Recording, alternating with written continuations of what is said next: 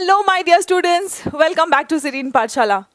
Spoken English हम में से काफ़ी सारे लोग सीखना चाहते हैं, लेकिन आखिर शुरू कहाँ से करें? स्पोकन इंग्लिश सीखना अगर आपको शुरू करना है तो आपको बिल्कुल बेसिक से शुरू करना पड़ेगा। ग्रामर या टेक्निकल चीज़ों में जाएंगे तो आप नहीं सीख पाएंगे। और बेसिक चीज़ें आखिर क्या है? मैम बेसिक में भी कहाँ से शुरू करें? भाई बेसिक वहाँ से शुरू करो जहाँ आपको डेली लाइफ में कुछ कहना है, उसको इंग्लिश में कैसे कह सकते हैं वो आप सीखिए। ठीक है, इसमें कॉन्फिडेंस आ गया तो चाहे आपका इंटरव्यू हो, चाहे आपका प्रेजेंटेशन हो, ठीक है, चाहे कोई मीटिंग हो, हर जगह आपका कॉन्फिडेंस दिन दुगना रात चौगना बढ़ना शुरू हो जाएगा। By leaps and bounds your confidence will start increasing, but first you all have to start from the foundation, from the very basic. So सबसे पहला क्वेश्चन, मैम बेसिक क्या है? भाई बेसिक ये देखो, ये question, hey how are you, ये सवाल आई एम 100% श्योर आप में से कई सारे स्टूडेंट्स ने, कई सारे बच्चों ने, कई सारे लर्नर्स ने कई बार पूछा है। एक बार नहीं, कई बार पूछा है, और आपसे भी कई बार ये सवाल पूछा गया है। इसके जवाब क्या हो सकते हैं? भाई हर इंडिविजुअल अलग है, हर इंसान अलग है, हर इंसान की लाइफ में अलग अलग चीज़ें चल रही हैं। ठीक है, एक तो बड़ा कॉमन सा रिप्लाई है, हाँ सब ठीक चल रहा है, कैसे हो, सब ठीक है, सब बढ़िया है। लेकिन अगर एक्चुअल में अपनी रियलिटी आपको बतानी है तो बहुत सारे अलग अलग सिचुएशंस होते हैं। क्या आप सब वो सिचुएशंस इंग्लिश में बोल पाते हो? ऐसी ही छोटी छोटी चीज़ें हैं जो आपको सीखनी है कि भाई इस चीज़ को मुझे इंग्लिश में कहना है तो मैं कैसे सीखूं। और ये अगर आप प्रिपेयर करते जाएंगे तो धीरे धीरे आप देखेंगे आपका कॉन्फिडेंस भी बढ़ेगा। और कॉन्फिडेंस के साथ साथ आप देखेंगे कि चाहे मीटिंग हो, चाहे इंटरव्यूज़ हो, चाहे कोई प्रेजेंटेशन हो, चाहे कोई स्पीच हो, आप हर जगह अपने कॉन्फिडेंस को एग्जिबिट करते हुए अच्छे से बखूबी आप अपना प्रदर्शन दे सकते हैं। आइए चलिए शुरू करते हैं आज का सेशन। आज हम देखेंगे हे हाउ आर यू कि कितने सारे हम जवाब दे सकते हैं, किस किस सिचुएशन में कैसा कैसा जवाब हम दे सकते हैं। So different ways to answer. English में बहुत ज़्यादा जो हमारे जनरल क्वेश्चंस होते हैं, रोज़ाना हम जिनको फेस करते हैं, उनको अगर हमें आंसर करना है तो हमें कैसे आंसर करना है। नाउ स्टूडेंट्स, सबसे पहला वाला तो बड़ा कॉमन है जो आप सब आंसर करते हैं, है ना? Good, how are you. अच्छा, जब आपसे कोई पूछता है हाउ आर यू, गुड, आप गुड या फाइन बोलने के साथ साथ थैंक यू ज़रूर बोलेंगे। ठीक है, अब बहुत सारे बच्चे जब मुझे पूछते हैं मैम हाउ आर यू, तो मैं कहती हूँ I am good thank you, how are you. तो बच्चे पूछते हैं मैम थैंक यू आप क्यों बोल रहे हो, हमने तो कुछ नहीं किया है आपके लिए, या कुछ हमने मतलब ऐसा कुछ नहीं किया कि आप थैंक यू कहिए। आप थैंक यू इसलिए कहते हैं क्योंकि सामने वाला सिर्फ अपने काम से काम नहीं रख रहा है, वो आपकी भी खबर लेने की कोशिश कर रहा है, आपसे भी पूछ रहा है कि आप कैसे हैं, तो इसलिए आप उसको, वो आपके बारे में पूछ रहा है। ठीक है, आपकी थोड़ी सी चिंता, भले ही फॉर्मेलिटी ही सही, लेकिन एटलीस्ट चिंता तो कर रहा है। आजकल की भागदौड़ की ज़िंदगी में किसी टाइम है कि पूछे आपको, है ना? तो अगर पूछ रहा है तो इस बात के लिए आप उसको थैंक यू कहते हैं। Hey how are you, I am good fine thank you, how are you. अब चाहे आपकी लाइफ में कुछ भी चल रहा हो, आप ये जवाब तो दे ही देते हैं, मैं ठीक हूँ तुम बताओ। ठीक है, तो ये तो जवाब हम दे देते हैं, लेकिन एक्चुअल में जो लाइफ में चल रहा है वो आप अगर किसी को बताना चाहते हैं तो वो कैसे बताएंगे। ठीक है, वो सब कुछ हम लोग आज देखने वाले हैं। Now hey how are you, अब आप बताना चाहते हैं कि यार अभी तक तो सब कुछ ठीक चल रहा है ना, तुम्हारे बारे में क्या? सो अभी तक सब कुछ ठीक चल रहा है, ये कैसे कहेंगे? सो फार सो गुड। कैसे कहेंगे? अभी तक तो जो चल रहा है ठीक चल रहा है, so far so good. Simple से गुड फाइन थैंक यू, इसके बदले आप ये भी कह सकते हैं अब तक तो ठीक चल रहा है, आगे का नहीं पता लेकिन अभी तक तो सब बढ़िया चल रहा है। So far so good, so far so good, what about you, so far so good, what about you. अब ये एक ईडियम की तरह यूज होता है, तो इसमें आप कोई बदलाव नहीं करेंगे। ठीक है, ये यही बताने के लिए हम यूज करते हैं कि भाई अभी तक तो सब कुछ ठीक चल रहा है। ठीक है, एक सेंटेंस देखते हैं। So far, so good. I haven't had any issues yet. अभी तक मुझे कोई प्रॉब्लम नहीं हुआ है, अभी तक सब कुछ ठीक चल रहा है, सब कुछ बढ़िया चल रहा है। अगर आपकी लाइफ के बारे में, आपके प्रोजेक्ट के बारे में, आपकी पढ़ाई के बारे में, आपके कॉलेज लाइफ के बारे में, आपके मैरिड लाइफ के बारे में, ठीक है, अगर आप कहीं वेकेशन पे गए हैं या फिर अब्रॉड गए हैं, कोई भी सिचुएशन हो, अगर आपको जब ये सवाल पूछा जाएगा तब तक सब कुछ बढ़िया चल रहा है तो आप यही कह सकते हैं so far so good, I haven't had any issues yet. आप नई जगह पर शिफ्ट हुए हैं, कोई पूछता है कि कैसा है वहाँ पे, तब भी आप इस बात का जवाब इसी तरीके से दे सकते हैं, सो फार सो गुड, अभी तक तो मुझे कोई यहाँ पे दिक्कत नहीं हुई है, आई haven't had any issues yet. Alright students, अब जैसे मैंने आपको एक सेंटेंस बना के दिखाया है वैसे ही आपको भी सो फार सो गुड इसको यूज करके एक सेंटेंस बना के कमेंट करना है, ठीक है। चलिए नाउ अगला सवाल फिर से देखेंगे कि कैसे हमें हे हाउ आर यू का जवाब देना है। अब अगर आपको आप गुड तो कहते हैं, लेकिन गुड कहने के साथ साथ जब भी आपका कोई करीबी फ्रेंड होता है या जो आपका ज़्यादा जानने वाला होता है, जस्ट फॉर्मेलिटी वाला नहीं होता है ना, तो आप उनको बताना चाहते हैं कि आपकी लाइफ में क्या चल रहा है। आप गुड तो बोलते हैं लेकिन उसके साथ में आप ऐड ऑन करते हैं, ठीक है। आपको किसी ने पूछा कि आप कैसे हो, तो आप बोलते हो यार बढ़िया, हम लोग अभी अभी जस्ट घूम के आए हैं, वृंदावन से घूम के आए हैं। तो आप कैसे बताएंगे ये बात? Good, we just got back. Got back का मतलब है वापस आना। Good, we just got back from visiting Vrindavan, ठीक है।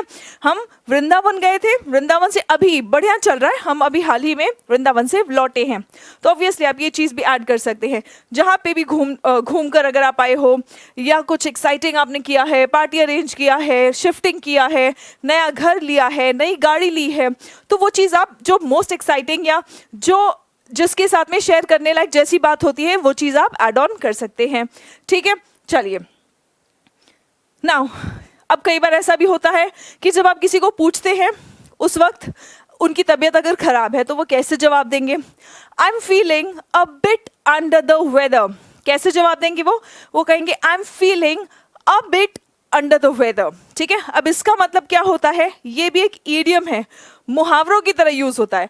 I am feeling a bit under the weather का मतलब ये होता है कि मैं थोड़ा सा तबीयत जो होता है ना नरम गरम, आप कहते हो थोड़ा सा तबीयत नरम है ना, बहुत ज़्यादा बीमार नहीं हो, बट हाँ मौसम के बदलने की वजह से और whatever, I am feeling a bit under the weather. Now feeling a bit under the weather ये हम यूज़ करते हैं जब हल्का फुल्का थोड़ा सा तबीयत खराब हो जाता है ना, हरारत सी हो जाती है, जो हम कहते हैं हरारत सी हो जाए या थोड़ी बहुत तबीयत नरम हो जाए या थोड़ी बहुत तबीयत खराब हो जाए तो हम उसको कहते हैं feeling a bit under the weather, ठीक है। I am feeling a bit under the weather. I think I am getting cold. Get cold मतलब सर्दी होना।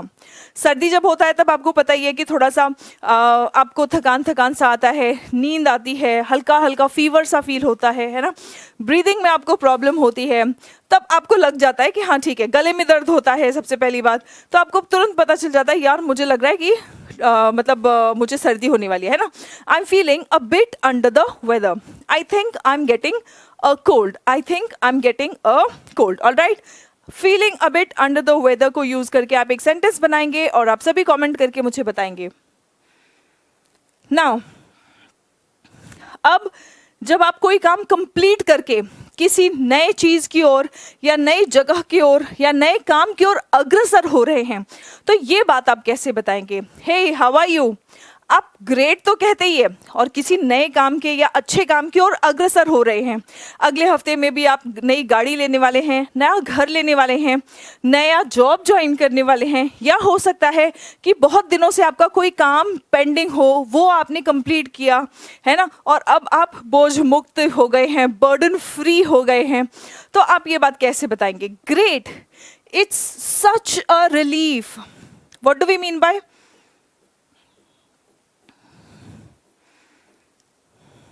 Yes, what do we mean by such a relief? It is such a relief. इसको आप contract करके भी बोल सकते हैं। स्पोकन इंग्लिश में कई बार हम कॉन्ट्रैक्शंस यूज कर लेते हैं, तो आप कह सकते हैं it's such a relief. Great, it's such a relief. Such a relief, relief मतलब राहत की बात। कितनी राहत की बात है, मुझे तो बहुत अच्छा लग रहा है। और कितनी राहत की बात है to be heading into. Head into मतलब की ओर बढ़ना, की ओर अग्रसर होना, की ओर जाना। तो ये किस की ओर जाने की बात कर रहे हैं? हेडिंग इनटू द वीकेंड, मतलब अब सैटरडे संडे आने वाला है और सैटरडे संडे के पहले मेरा सारा असाइनमेंट कंप्लीट हो गया है। मतलब अब मुझे सैटरडे संडे को बैठ के असाइनमेंट्स पूरे नहीं करने पड़ेंगे, क्योंकि मैंने अपने सारे असाइनमेंट्स पूरे कर लिए। तो मैं तो बहुत खुश हूँ, मस्त हूँ एकदम, है ना। तो आपके दोस्त ने आपको पूछा, हे हाउ आर यू, आपने कहा great, it is such a relief to be heading into the weekend with the assignment done। Assignment पूरा हो गया है, प्रोजेक्ट पूरा हो गया है, आपका कोई पेंडिंग काम है वो सारा कुछ पूरा हो गया है ना। तो अगर इस तरीके से आप वीकेंड यानी सैटरडे संडे की ओर बढ़ते हैं, एक बार इमेजिन करके देखो, अच्छा लगेगा, राइट।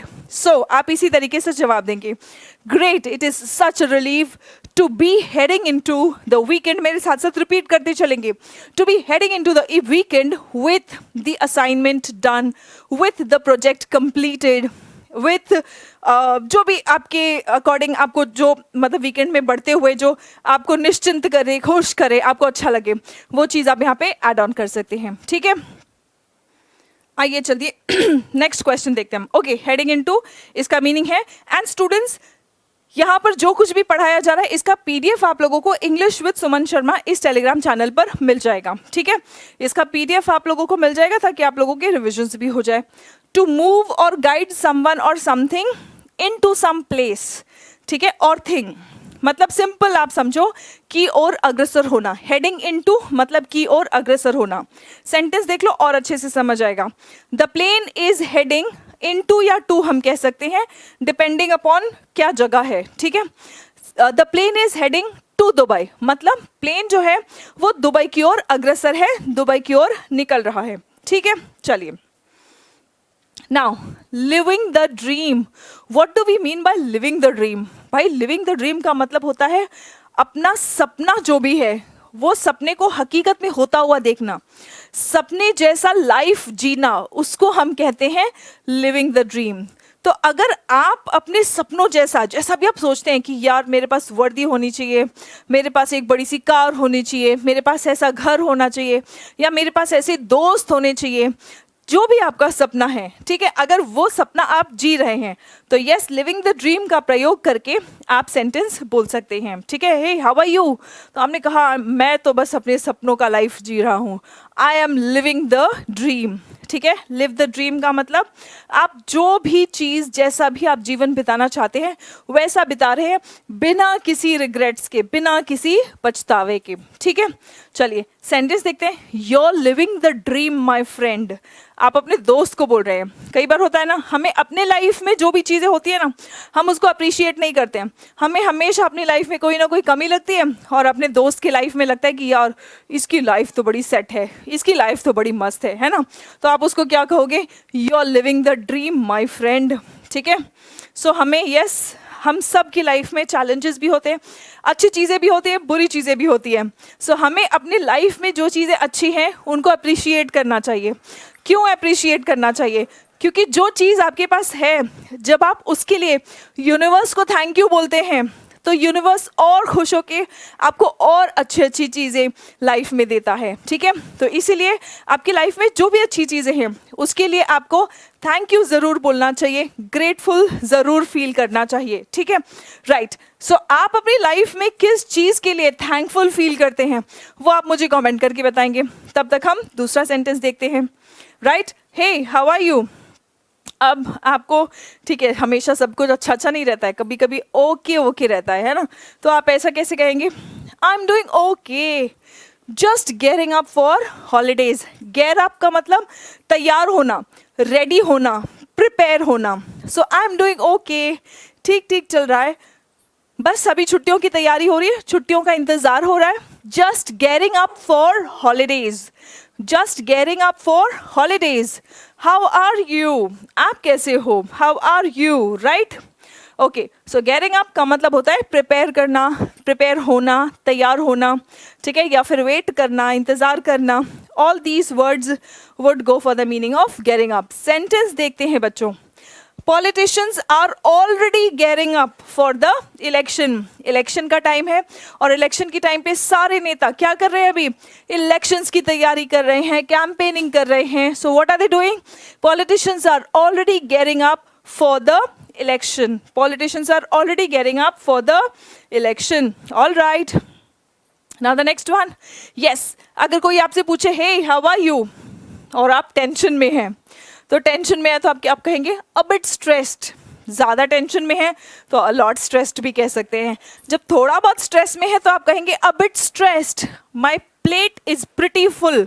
अब यहाँ पे उसको इसलिए स्ट्रेस नहीं है क्योंकि उसके खाने का प्लेट भरा हुआ है। प्लेट भरा हुआ होना मतलब आपके पास काफ़ी सारा काम होना, ठीक है। प्लेट भरा हुआ होने का मतलब है कि आपके हाथ में, आप बहुत बिजी हैं और आपके हाथ में बहुत सारा काम है, ठीक है। अ बिट स्ट्रेस्ड, और यस ऑफ कोर्स जब ऐसा होता है कि वर्क का ओवरलोड हो जाता है तो हम थोड़ी सी स्ट्रेस्ड हो जाते हैं, ह्यूमन नेचर है। A bit stressed, my plate is pretty full, my plate is pretty full. So my plate is pretty full का मीनिंग क्या होता है? यू और समवन इज़ एक्सट्रीमली बिजी, ठीक है। जिसका भी प्लेट फुल है वो बहुत ज़्यादा बिजी है अपने काम में, उनके पास काम बहुत ज़्यादा है, ठीक है। चलिए सेंटेंस देखते हैं। I'd love to help you, मतलब मुझे बहुत अच्छा लगता आपकी मदद करके।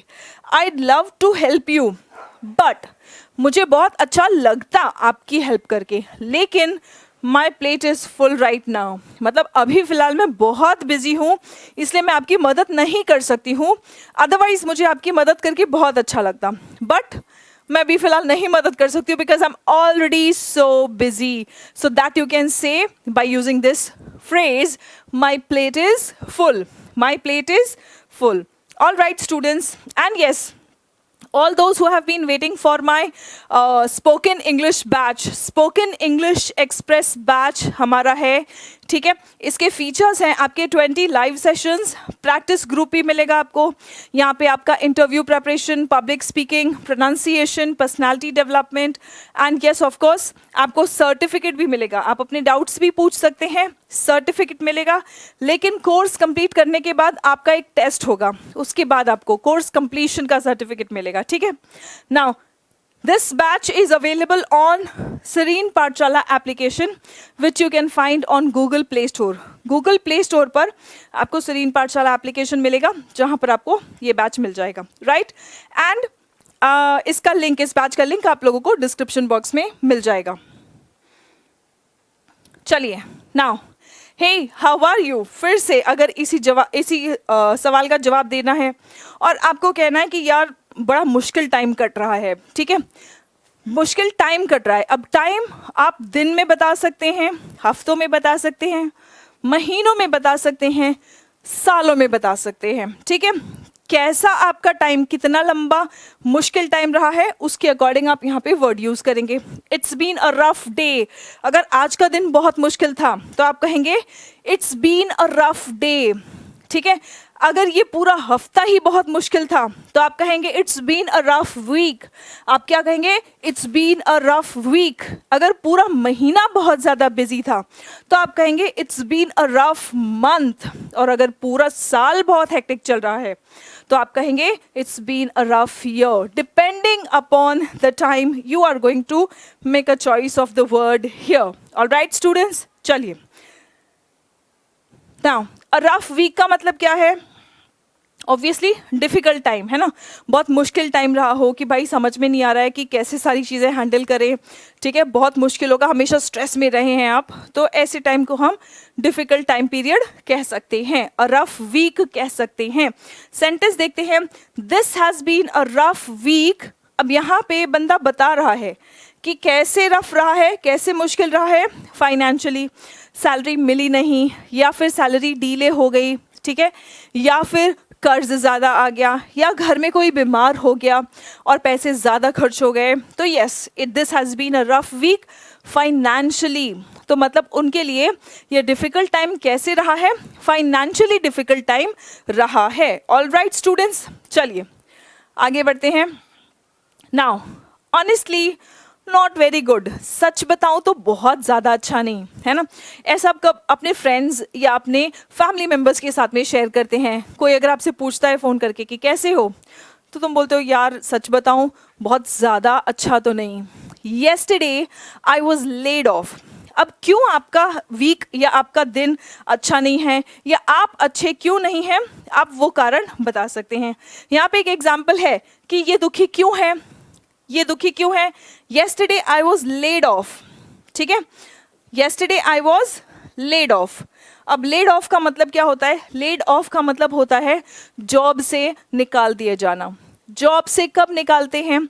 देखो, अगर तुमने कोई गलती की है, ठीक है, उसके वजह से जॉब से निकाला जा रहा है, तो हम कहेंगे यू आर फायर्ड, ठीक है, वहां पे हम वर्ड यूज करेंगे you are fired.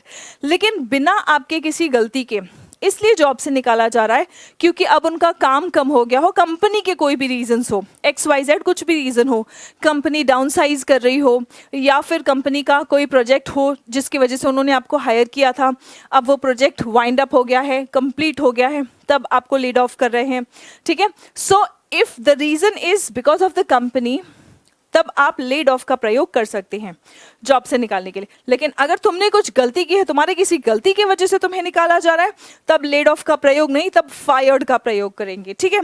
So yesterday I was laid off. So obviously किसी की जॉब जाएगी तो बंदा दुखी तो होगा ही, ठीक है। सो ऑनेस्टली सच बताऊं तो, ऑनेस्टली मतलब सच बताऊं तो नॉट वेरी गुड, बहुत ज़्यादा अच्छा नहीं, कल ही मेरी जॉब गई है, ठीक है। चलिए, नाउ लेड ऑफ का मीनिंग आपके पास है डिसमिस वर्कर्स फ्रॉम एम्प्लॉयमेंट, ठीक है, sometimes with the intention of री एम्प्लॉइंग। अब ऑब्वियसली किसी गलती की वजह से तो उनको नहीं निकाला गया है, उनको बस कंपनी के कुछ रीजंस होंगे जिसकी वजह से निकाला गया है, तो yes they will always have that in mind कि हाँ ठीक है, चलो कल फिर से वापस जब, या 1-2 महीने बाद जब हमारे पास फिर से प्रोजेक्ट आएगा तो हम फिर से रिहायर कर लेंगे। तो ऐसे केस में उसको लेड ऑफ कहा जाता है, ठीक है, ऐसे केस में लेड ऑफ कहा जाता है। सेंटेंस देख लो, we have had to lay off all our workers, हमारे सभी वर्कर्स को हमें ले ऑफ करना पड़ा। वी हैव हैड टू मतलब कंपल्शन है, we have had to lay off all our workers, हमें अपने सारे वर्कर्स को ले ऑफ करना पड़ा, ठीक है। Now hey how are you.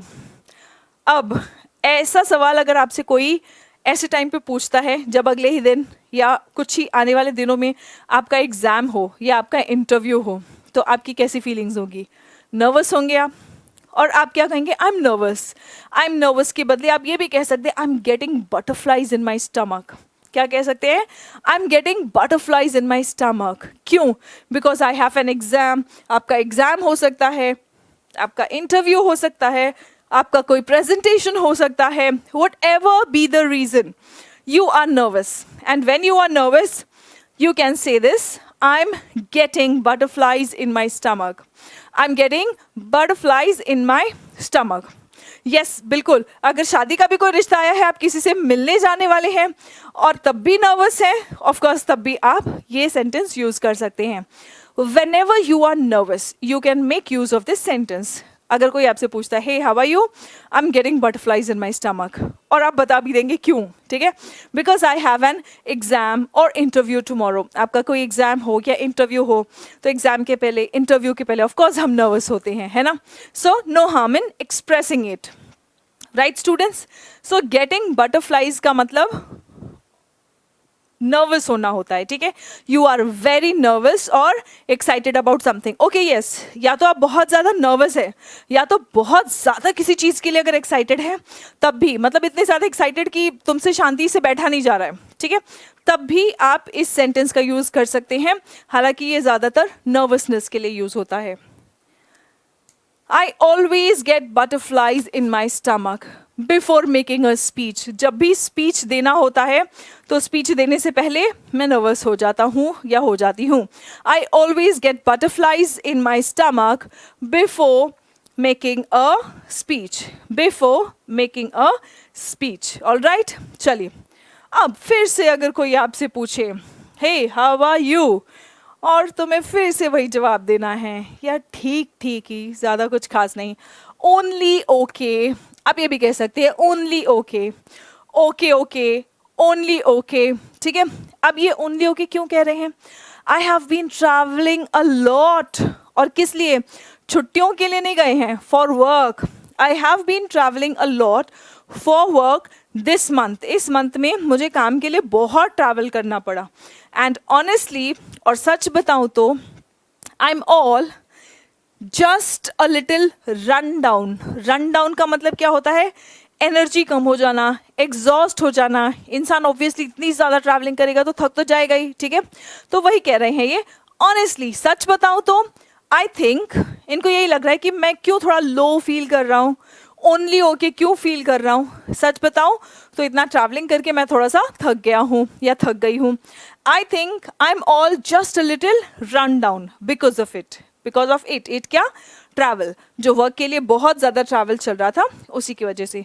Students, run down का क्या मीनिंग होता है? रन डाउन का मतलब होता है बुरी कंडीशन में होना, या फिर बहुत ज़्यादा थका होना, या हेल्दी ना होना, अनहेल्दी होना, ठीक है।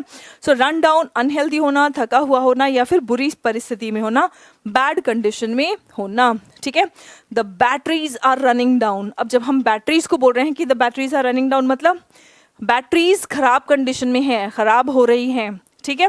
बैटरीज क्या हो रही है, खराब हो रही हैं। आर रनिंग डाउन, तो बैड कंडीशन में बैटरीज जो है वो जा रही हैं। All right, okay. So now the next one, ghosting.